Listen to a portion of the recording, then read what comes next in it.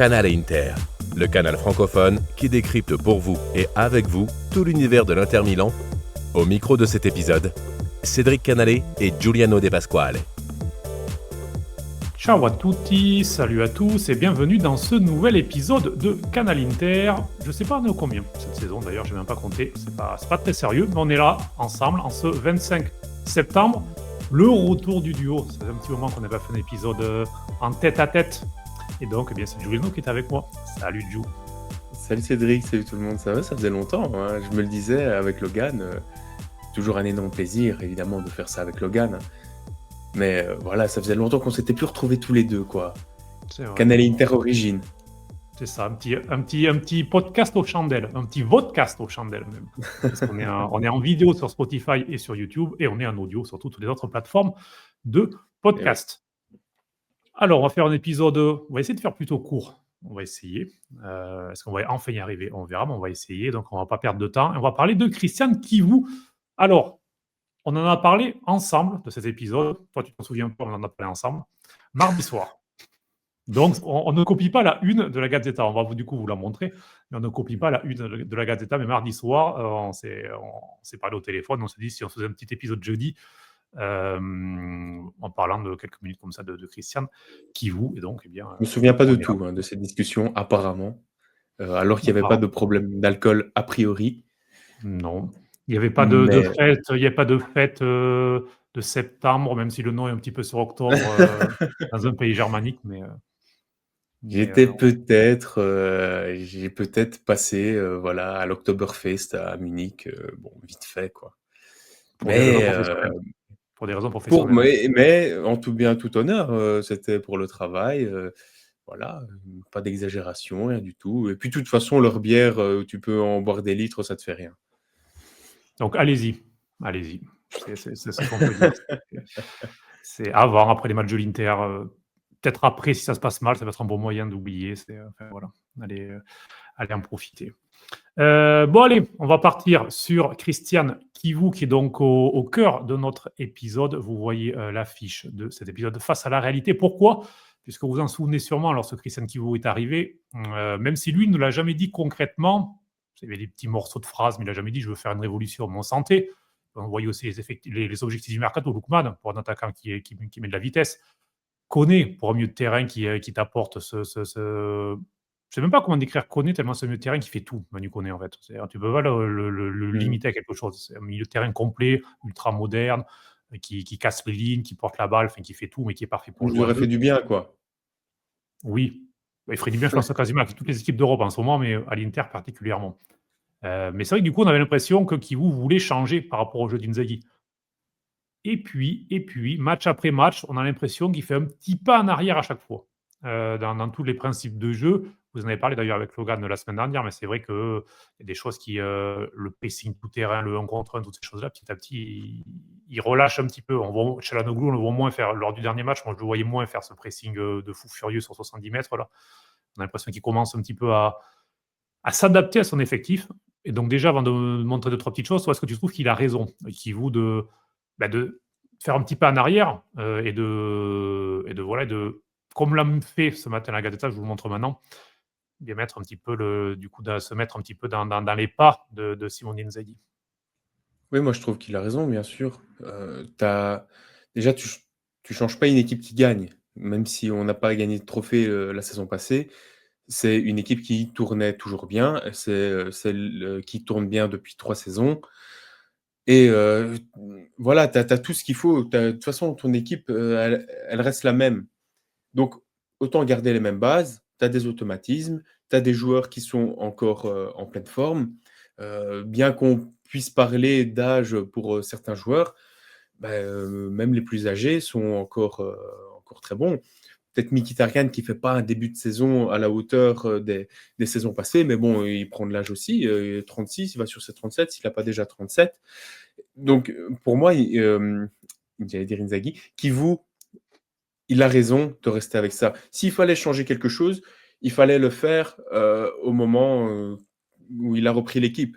Il a essayé de changer des trucs. On a parlé de ces histoires de 3-4-3, d'autres changements tactiques dans ce sens avec 3 attaquants ou un attaquant et 2 soutiens. Enfin bref, et au final, on revient aux bases. Et pour moi, c'est pas plus mal. C'est pas plus mal parce que de toute façon, tu as ce qu'il faut pour faire ça. Et dans les joueurs que tu as recrutés aussi, tu as ce qu'il faut pour faire ça. Tu as aussi ce qu'il faut potentiellement pour faire autre chose.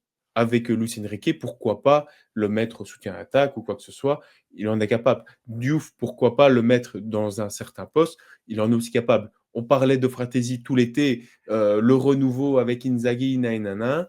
Fratesi, c'est une mauvaise nouvelle qu'il vous se mette à la page Inzaghi, parce que là, il va de nouveau chauffer le banc toute la saison et les mêmes rumeurs vont recommencer, etc. Mais niveau tactique, moi, je trouve que c'est une bonne chose. Oui, je te rejoins dans le sens où en fait, il a raison de ne pas être jusqu'au boutiste parce que c'est un jeune entraîneur. Et on le voit par rapport à ses choix, effectivement, de s'appuyer sur les cadres. Parce que c'est vrai que l'équipe, c'est 9, 11e, voire 10, 11e du 11 de Simone Inzaghi. Le seul changement, c'est Akanji pour Pavard. Mais bon, c'est un changement, on va dire, de mercato, puisqu'en fait, c'est le joueur d'expérience qui remplace le joueur d'expérience. Donc, ça ne change rien. Mhm. Et puis, Mkhitaryan, Suzic, c'est le seul ballottage, en quelque sorte, qui existe réellement dans toute l'équipe. Après, le reste, oui, Carlos Augusto, mais comme la saison passée, qui peut parfois remplacer Di Marco, voire Bastoni. Tu as Pio Esposito, on va en parler dans quelques minutes, mais oui, qui est peut-être un petit peu plus proche des attaquants que l'étaient les Arnautovic et Correa et Taremi la saison passée. Mais pour le reste, après, c'est la même chose. Par contre, moi, ce qui me gêne, c'est qu'il est un petit peu obligé, en quelque sorte, de renoncer à son idée qui aurait pu être en plan B, voire en plan A de 3-4-2-1. Mais on lui a fait partir Aslani, par exemple. Alors, je ne vais pas regretter Aslani, ne me faites pas dire ce que je ne vais pas dire, mais le problème, c'est qu'Aslani n'a pas été remplacé. Puisque Diouf ne peut pas faire le regista, c'est clair et net. Et même Suzic, on le sent, c'est pas ses qualités premières, parce que c'est un joueur qui a beaucoup de qualités, mais qui est assez désorganisé encore tactiquement. C'est un joueur qui est un petit peu foufou, on va dire. Et donc, du coup, tu n'as que Barella, voire Zielinski, qui peuvent faire ce rôle-là. Mais si tu perds chez Anoglou un match, ça va. Si tu le perds sur blessure, comme la saison passée, sur 4, 5, 6 matchs, là, ça peut te mettre en difficulté parce que tu n'as pas le joueur qui peut quand même faire le job. Et surtout, tu perds Barella, même s'il fait un début de saison assez mauvais, il faut être honnête, tu perds quand même Barella dans les rotations en mezzala. Donc, moi, c'est ça que je On avait reproche. déjà parlé aussi de Barella, tu te souviens, on disait, Ouais. quand il prend la place de Çalhanoğlu, il se débrouille pas mal, c'est pas le souci. C'est juste que du coup, il est limité dans ce qu'il peut vraiment apporter. Ça, on en avait discuté la saison passée déjà. Donc, c'est pour ça, en fait, il se retrouve à être obligé de faire plan A 3-5-2 et quasiment plan B 3-5-2 en quelque sorte, et parfois, effectivement, faire, contre Hamas, côté Inzaghi, peut-être un peu plus de hurrah football, comme il nous l'avait montré contre l'Udinese, en mettant les 4 attaquants ou des choses comme ça. Mais que ce soit dans les schémas tactiques ou même dans les idées de jeu, c'est-à-dire aller un petit peu moins dans un pressing, un petit peu moins agressif, un jeu qui reste vertical, mais moins qu'il ne le faisait peut-être sur les premiers matchs, je trouve qu'il a plutôt raison, puisque il n'a pas les armes, en fait, pour pouvoir complètement changer. Et le fait, d'ailleurs, il l'a reconnu après le match contre l'Ajax. C'est Goran Pandev, d'ailleurs, qui l'a interrogé sur Prime, Amazon Prime, et il a répondu. On va l'écouter. Et juste derrière, ce n'est pas le masque d'Inzaghi, c'est d'une autre personne. Je vous laisse écouter tout de suite. L'ha detto qualcuno prima di me, quindi non lo posso ripetere, ma non sono scemo, quindi io vado avanti sulla mia strada con le mie convinzioni, senza togliere e creare danni in una squadra che lo era già forte. Sì. Ma io non sono Pirla. Pierre là, c'est en dialecte milanais, c'est idiot. Scemo, c'est idiot, bête. Donc, d'ailleurs, il a dit, quelqu'un l'a dit avant moi, donc c'était clairement ce scemo de Kivu, qu'il a dit après l'Ajax, c'était clairement un petit clin d'œil à José Mourinho, son ancien entraîneur, bien sûr, à l'Inter, lors du triplette. Et c'est vrai que même Mourinho, d'ailleurs, on va faire un petit peu les anciens combattants, même lui, lorsqu'il arrive, il avait peut-être une autre idée de jeu que ce qu'il a fait finalement du 4-2-3. Il était plus du 4-3-3, il voulait plus des ailiers, un petit peu plus virevoltant en quelque sorte, et puis c'est un petit peu adapté aussi. Et de Snyder, il n'en voulait pas forcément de façon très convaincue. Et finalement, c'est un joueur qui est devenu très important pour lui dans ce rôle de trequartista de numéro 10. Donc lui aussi, effectivement, alors même si la conférence de presse n'était pas par rapport à ça, c'est qu'elle était arrivée, mais Mourinho s'était adapté aussi à son effectif en quelque sorte.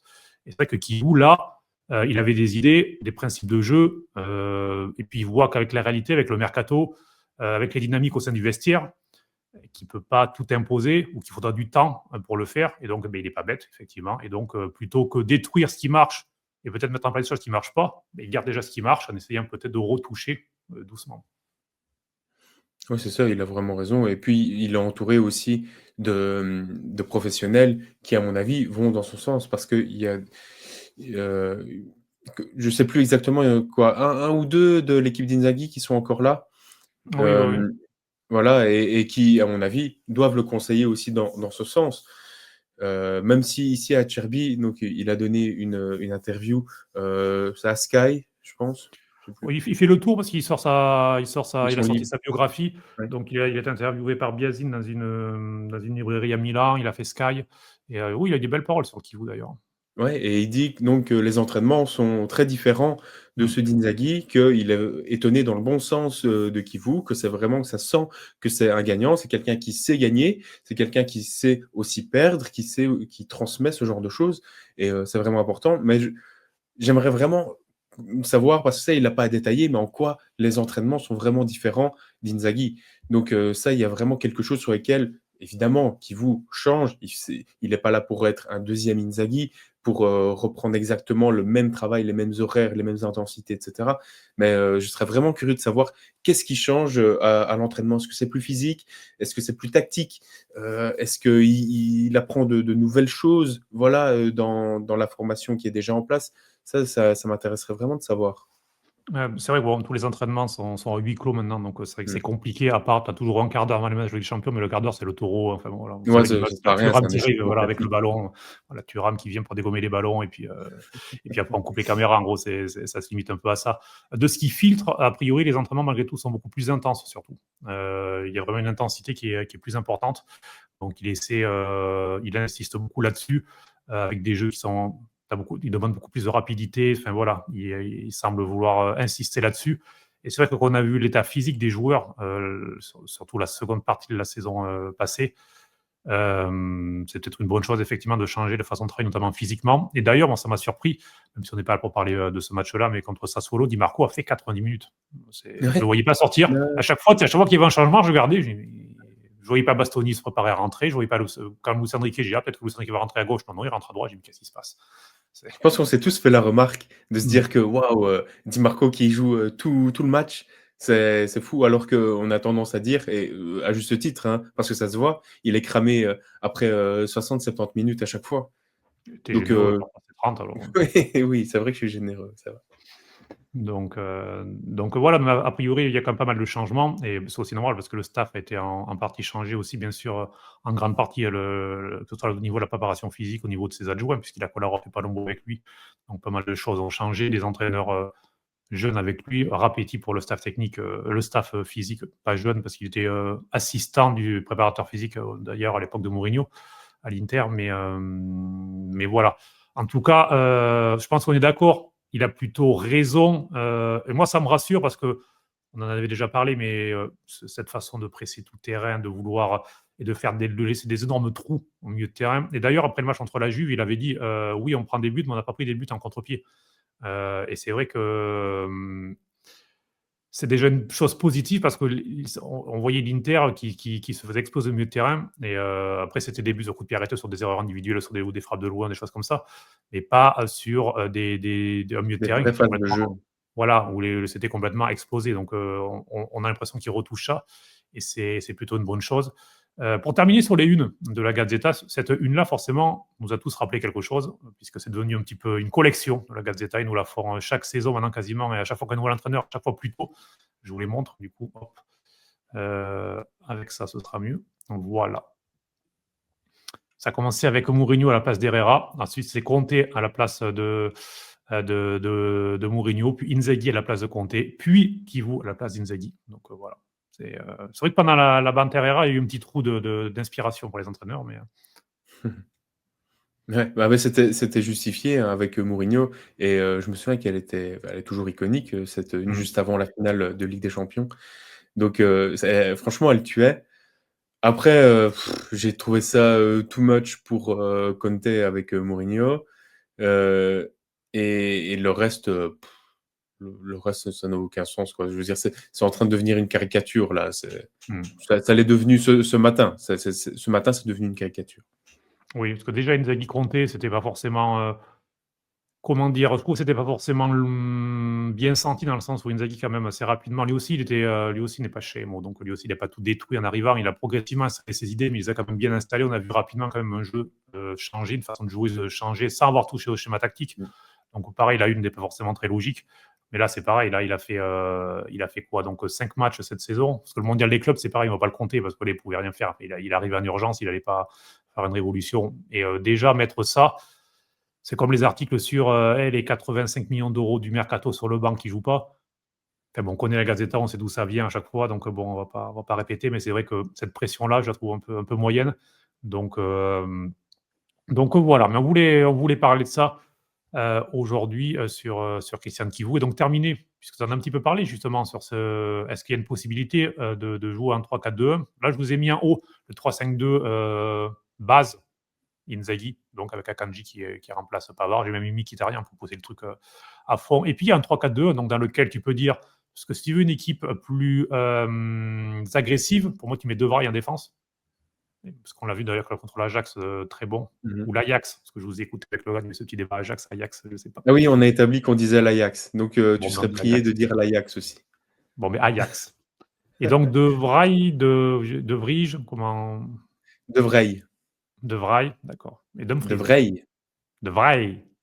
De Vrij et Dumfries. Ok. Et donc plutôt De Vrij en défense, du coup, pour la vitesse, enfin pour la vitesse. En tout cas, puis surtout pour la sortie balle au pied. Un milieu de terrain, du coup, qu'on pourrait faire Susic, Diouf, puisque eux sont habitués de jouer dans un milieu à deux. Carlos, plutôt, dans ce cas-là, en piston, il faut peut-être un petit peu mettre de l'équilibre. Et puis devant, il y a le choix. Tu peux mettre Fratesi, Enrique, Boni, Thuram, tu mets qui tu veux derrière l'attaquant qui serait Lautaro ou Pio. Donc sur le papier, tu peux jouer comme ça. Par contre, là, Kivou, il va s'en prendre des contre-attaques, hein. Ah ben là, oui, là, c'est Putain, il n'y a personne pour défendre. c'est ça. Mais c'est vrai que Diouf, et en fait, il est arrivé pour ça, pour jouer dans ce schéma-là, on a l'impression. C'est pour ça qu'il ne joue pas, d'ailleurs, pour l'instant. Ouais, ça sent la recrue inutile, panic buy, un peu comme ça. Et au final, voilà, il va servir à rien. J'espère pas. J'espère qu'on va lui trouver une place, qu'il va se montrer efficace, etc., hein. Mais comme tu l'expliques en ce moment, je vois pas dans quel profil vraiment il pourrait vraiment s'épanouir. Parce que il peut pas remplacer Çalhanoğlu. Il faudrait le mettre à la place de Barella, mais bon, c'est Barella. Il y a Fratesi et Sucic qui sont devant lui. Donc à quel moment est-ce qu'on va le voir? Je sais pas. Même Zielinski est devant lui, parce que Zielinski rentre Même, ouais, régulièrement j'ai pour l'instant. oublié. Oui, j'ai oublié Zielinski. Mais oui, bien sûr que Zielinski est devant lui. La seule chose différence de Diouf, c'est pour ça que je l'ai mis dans cette position-là, c'est qu'il est gaucher. C'est le seul gaucher des milieux de terrain. Donc voilà, il a quelque chose de différent, en plus certaines qualités, bien sûr, qu'on aura l'occasion de voir certainement quand même progressivement. D'ailleurs, la Coupe d'Italie en décembre, ce sera contre Venezia, puisqu'ils ont éliminé Verona au tir au but. Donc Mais voilà. on ne sait pas encore la date, hein, il me semble. Non, on ne sait pas encore la date, mais ce sera peut-être la possibilité de voir Diouf, voire Palacios, puisque Palacios est toujours là, ne l'oubliez pas. Je ne l'ai pas mis quand même, je n'ai pas voulu pousser j'ai voulu laisser un minimum crédible quand même. Mais Thomas Palacios n'est pas qualifié pour la Ligue des Champions, mais pour le championnat de la Serie A, il est sur la liste. Donc on pourrait peut-être le voir lors de cette Coupe d'Italie. J'ai mis Martinez aussi dans le but. En 30 secondes, Giuliano sur Martinez d'ailleurs, qui a été titulaire contre Sassuolo. Moi, j'ai bien aimé.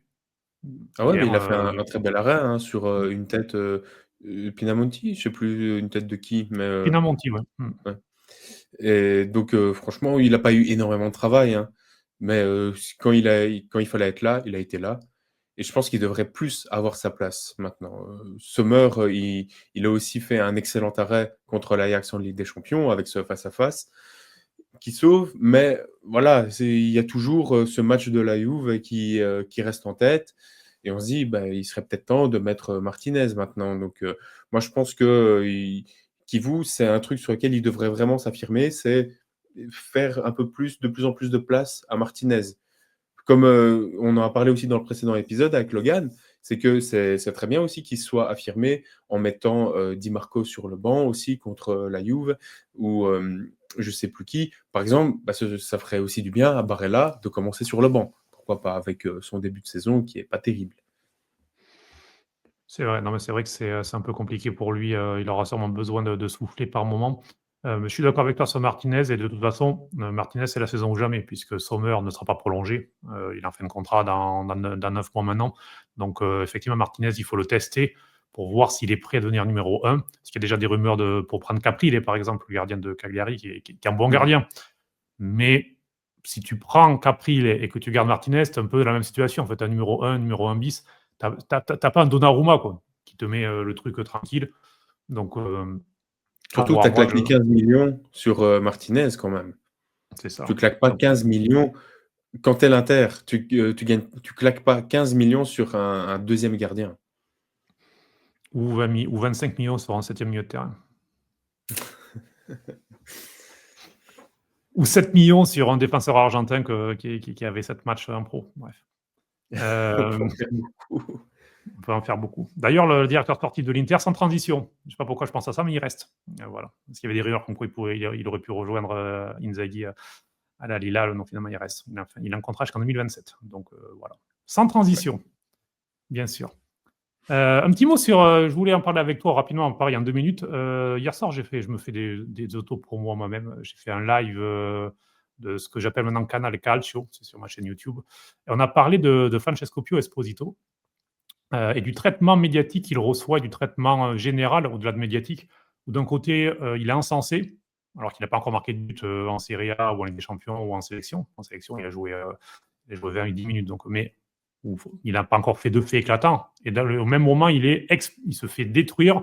C'est devenu un même vivant quasiment sur les réseaux sociaux pour se moquer de lui. Du genre, Lamine Yamal a reçu le prix Francesco Pio Esposito du meilleur jeune. Enfin, il y a des choses comme ça qui circulent.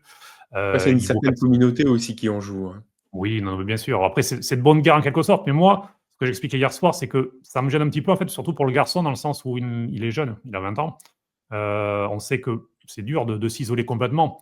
Il se retrouve au milieu d'un sort de tourbillon à l'encenser ou à le détruire complètement, alors que lui, il n'a rien demandé. Et pareil, et pour terminer aussi, juste sur... parce que ce qui est moqué aussi, c'est le fait qu'il y ait des standing ovations à San Siro quand il rentre ou quand il sort. Alors qu'encore une fois, par exemple, contre Sassuolo, il a vraiment été applaudi très très fortement. J'étais au stade et je peux en témoigner. Alors que c'est vrai, il n'a pas marqué, il a fait un match bon, mais pas exceptionnel. Il a fait des bonnes remises. Voilà, je crois que j'ai mis 6,5 de mémoire. Bon. Ça valait ça, 6,5 son match, enfin un bon match, quoi, mais pas. Et je pense que si il est aussi aimé déjà, c'est humble, parce que c'est un gamin du club, formé au club. Donc, et ça, à l'Inter, un jeune qui sort du centre de formation, ça arrive tous les 92 ans. Enfin, je caricature, mais c'est quoi? C'est Balotelli et Santone, les derniers, en gros, qui ont fait quelque chose de réel, quoi. Encore Santone, bon. Mais en tout cas, il avait des qualités. Pendant un petit moment, il était titulaire à l'Inter. Les autres, il n'y en a pas eu depuis. Même avant, c'était très rare. Il y a ça, et puis la deuxième chose, c'est que lui, contrairement à quasiment tous les autres, il n'est pas marqué, taché par la fin de saison passée. Parce que beaucoup de supporters, je le ressens, sont un petit peu meurtris quand même par le Scudetto perdu, par la finale historique de Ligue des Champions et compagnie. Et il y a une sorte de désamour en quelque sorte. Et plus la Courva qui est en grève, donc ça rajoute un climat un peu pesant au stade. Alors que lui, c'est un en dehors symbole de de ça, renouveau un peu Esposito. c'est ça. Et comme il n'y a pas eu de Lookman recruté, on en parlait, c'était Lookman, ça ferait du bien. Au final, tu as eu Diouf, tu as eu Luis Enrique, enfin, tu n'as eu personne qui t'a donné de l'enthousiasme. Ouais. Du coup, la recrue, c'est lui. Ouais, c'est ça. Après, c'est vrai qu'on en fait peut-être un peu des caisses pour tout ce que tu as énuméré là. Mais l'Italie, on sait comment ça va aussi hein, au niveau des critiques. Ça va super vite. Et on sait que même s'il a encore rien fait, entre guillemets, il fait des bons matchs. Bon, il y a eu quoi 5 matchs jusque maintenant, faut se calmer, quoi. C'est que le tout début de la saison. Inzaghi a montré qu'il avait sa chance. Il va pouvoir s'affirmer, j'en suis persuadé, dans les prochains matchs. Ici, contre Sassuolo, d'ailleurs, il a failli marquer. Hein. Il a mis un retourné où c'était un peu sur le gardien. Le gardien avait un petit réflexe aussi. Mais voilà, il était présent, il aurait pu marquer. Donc ça va arriver et moi j'ai totale confiance en lui.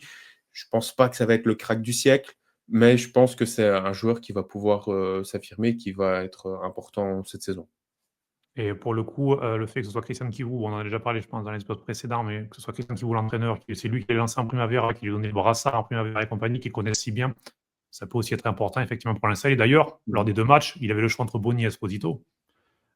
Pour faire souffler Lautaro, à chaque fois, il a mis Esposito. Il était pas... Bon, c'est vrai que c'est peut-être plus complémentaire, parce que si tu mets Thuram Boni, peut-être que ça se ressemble un petit peu trop au niveau des caractéristiques, mais il avait le choix. Il pouvait aussi ne pas faire doubler, en tout cas, Esposito au niveau des matchs, donc il a clairement la confiance de Kivu. Ouais, tout à fait. 2 minutes pour terminer, pour vous dire en info en bref que donc au niveau du stade, on l'a publié sur X et sur Instagram. Donc l'Inter et le Milan, les clubs ont choisi leurs architectes, Foster, Partner et Manica. Donc qu'est-ce que ça veut dire? En gros, rien, si ce n'est que c'est un pas de plus. Si jamais le stade San Siro actuel est vendu, il y aura le vote ce lundi du conseil municipal de la ville de Milan. C'est très très serré puisque la majorité n'est pas... Il n'y a pas d'union. Il y a les Verts qui vont voter contre. Il y a quelques dissidents aussi au niveau du Parti démocrate du maire Salah. Donc certains élus de l'opposition pourraient voter pour, ou en tout cas sortir au moment du vote pour permettre d'abaisser en fait le quorum et permettre que ça passe. Enfin, il y a des petits jeux politiques. Donc là, ce jeudi et vendredi, on discute, et lundi, il y a le vote, sachant que le stade doit être vendu le 10 novembre. C'est la date deadline. Tout doit être signé, tout l'argent versé, enfin, la première partie, les 70 millions d'euros sur les 197 millions d'euros du prix, doit être versé le 10 novembre. Après, le stade est protégé, et il peut plus être touché, il peut plus être détruit. Donc, on saura là vraiment, voilà, on va savoir lundi, normalement, si San Siro est vendu. Et si San Siro est vendu, ça veut dire que l'Inter et le Milan pourront enclencher, l'achat de San Siro actuel et des alentours, et ensuite lancer donc toutes les étapes avec Foster et Manica comme architecte du stade, du futur stade, donc, qui doit être Il est temps inauguré que ça avant avance, 2031. hein. Il est temps que ça avance parce que si on veut être prêt pour l'Euro, faut se manier, quoi. Un stade, ça se construit pas en un an, il me semble. Bon, c'est planifié sur combien de temps? 5 ans? 3. Il 3 ans? faudrait 3 ans. Alors, l'idée, c'est qu'en 2027, en fait, toutes les démarches soient faites et que les travaux commencent fin 2027 et qu'ils finissent fin 2030 ou plus tard. Puisqu'il faut qu'en 2031, ce soit prêt, effectivement, pour être ensuite homologué pour l'Euro 2032. Sachant que San Siro actuel n'est pas aux normes, et comme il ne peut pas y avoir de gros travaux faits, il ne peut pas être aux normes pour l'Euro 2032. L'UEFA l'a déjà communiqué. Donc, si la ville de Milan veut l'Euro, ils doivent vendre San Siro pour que les clubs construisent notre stade. Le plan B des clubs, c'est aller ailleurs. Alors, ils ne vont pas aller ailleurs, ils ne vont pas aller à Turin, hein, ils vont rester bien sûr en périphérie de Milan, mais ce ne sera pas Milan parce qu'il n'y a pas de terrain constructible. Donc, ce serait aller sur San Donato, en fait, où le Milan a déjà acheté un terrain. Les deux clubs pourraient aller ensemble là-bas, c'est une possibilité. De toute façon, on va savoir vite, on devrait se décider. Et d'ailleurs, dans le protocole de vente du stade, il y a une petite clause comme quoi les clubs ont 3 mois pour se rétracter si jamais le tribunal venait à finalement, vous savez, il y a pas mal d'associations et compagnies qui ont fait des recours auprès du tribunal administratif régional, comme sur le fameux Vincolo, sur la fameuse protection, comme quoi elle aurait dû être enclenchée précédemment. Si jamais le tribunal devait donner raison à ces recours-là, dans ce cas-là, la vente sera annulée, bien sûr, puisque voilà, les clubs récupéraient bien sûr leur argent. C'est plutôt normal. Dernier débat, rapidement, le calendrier, Giuliano. Est-ce qu'on peut dire que l'Inter a obligation de faire 3 victoires avant la mini-trêve internationale d'octobre, puisque c'est Cagliari-Inter ce samedi 20h45, puis Inter-Slavia après la Ligue des Champions le mardi à 21h, et puis le samedi à 18h, Inter-Cremonese. Ben oui, absolument. Hein. Tu as déjà 2 défaites en championnat. Ça devrait être de ton total ou presque sur toute la saison. Donc là, faut taper un coup d'axel. Donc Cagliari, pas de pitié. Désolé, la Brurita. Ben, va falloir les taper. Pareil pour le Slavia Prague en Ligue des Champions. Bon, ça a été un bon début de saison européenne contre l'Ajax. Donc autant enchaîner. Et après, c'est qui contre le Cremonese, t'as dit? La C'est ça. Cremonese. Donc ouais, là aussi, contre un promu, il faut t'as pas d'autre choix que de ramener des points, les 3 points. Et parce qu'après, ça va être compliqué. Je remets le calendrier. Ouais. C'est vrai qu'après, ça devient compliqué puisque derrière, tu reprends, tu vas tout de suite à Rome contre la Roma. Donc bon, c'est le samedi, c'est pas évident. Bon, tu as un match de Ligue des Champions qui ne sera pas si facile que ça. Et qui te Non, non, non. conserve Et particulièrement quand l'Union, je les ai vus, du coup, contre le PSV. Ils ont mis une raclée au PSV. Hein. Et le PSV, on parle quand même du champion des Pays-Bas, c'est pas n'importe qui. Je veux dire, même nous, je pense pas que précédemment, on avait si facile contre le PSV. Donc, le faut PSV, vraiment pas le prendre à la le légère. PSV qui a 6 mois, enfin 8 mois sorti de la Juve en Ligue des Champions. Hein, donc bon. Aussi, bien sûr. Donc, Ouais, et après, comme tu dis, tu enchaînes Naples, la Fiorentina. C'est pas évident. Hein. La Fiorentina, ils nous ont mis 3-0 l'année passée. Puis club qui fait équipe qui est un petit peu en crise au début de saison raté. Après, tu vas à Vérone, oui, mais t'as plus Correa. Donc aller à Vérone sans Correa, ça devient un peu plus compliqué quand même. Voilà. C'est pas la même chose.